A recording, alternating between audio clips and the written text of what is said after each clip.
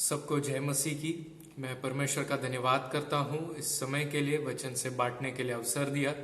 साथ ही साथ मैं WCDC का भी धन्यवाद करता हूँ कि इस सवेरे के समय में दैनिक वचन कार्यक्रम के द्वारा आपके साथ वचन बांटने के लिए यह मौका दिया है। आइए हम मिलकर प्रभु की स्तुति करेंगे, एक छोटा सा गीत गाएंगे, प्रभु की महिमा करेंगे। आवन दे अजय आवन दे, आवन दे अजय आवन दे, स्वर्गी परुणाने माहे आवन दे, स्वर्गी परुणाने माहे आवन दे।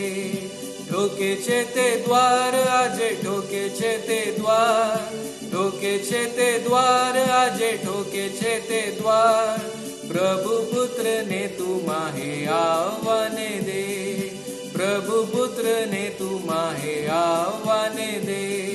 हय्यू खोली दया जय हय्यू खोली दय, हय्यू खोली दया जय हय्यू खोली दय, मित्र करी लई तेने आवाने दे, मित्र करी लई तेने आवाने दे।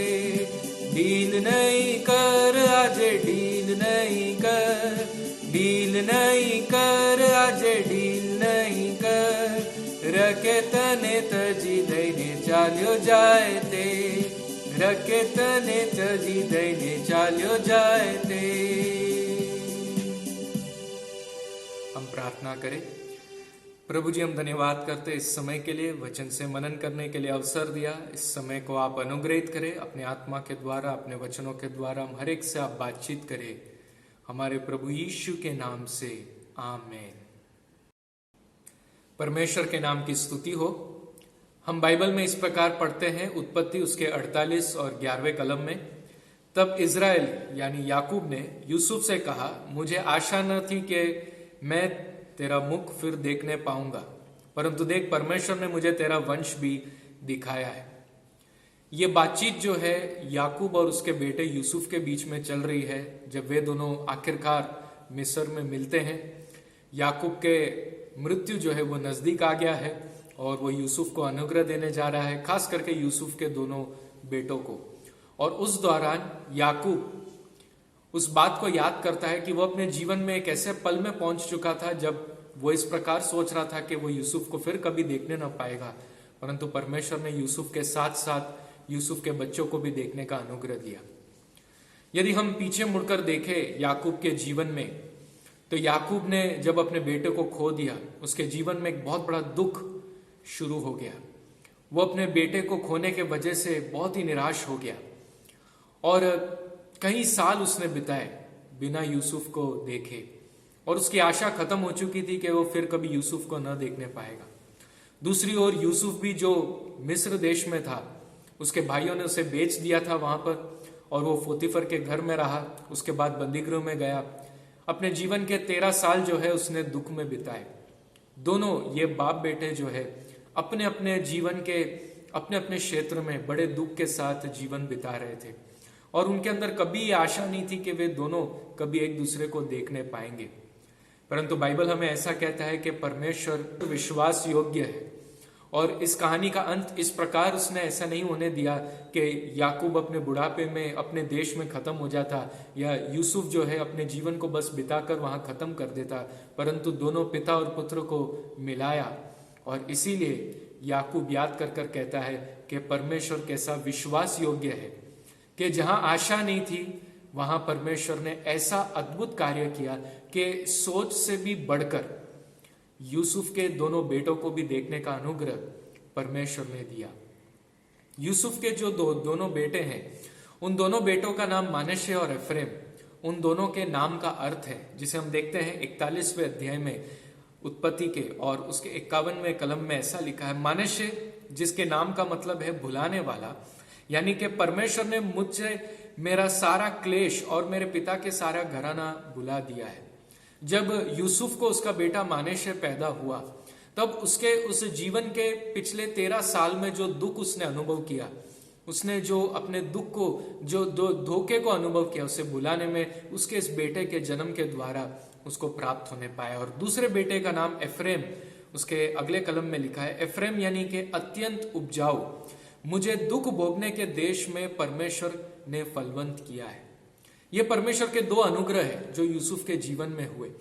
एक, उसे अपने दुख बुलाने में परमेश्वर ने मदद किया, और दूसरा, जहां उसे रखा गया उसे अत्यंत उपजाऊ, उसे दुगना अनुग्रह वहां पर परमेश्वर ने दिया।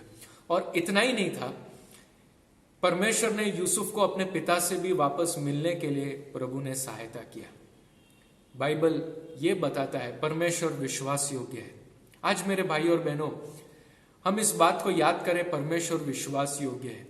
हम जिस भी परिस्थिति में हैं, हम जैसा सोच रहे कि शायद यही हमारा अंत है, परंतु बाइबल हमें यह प्रकट कर कर कहना चाहता है कि परमेश्वर विश्वास योग्य है और वो भलाई को हमें उत्पन्न कर कर देने वाला परमेश्वर है।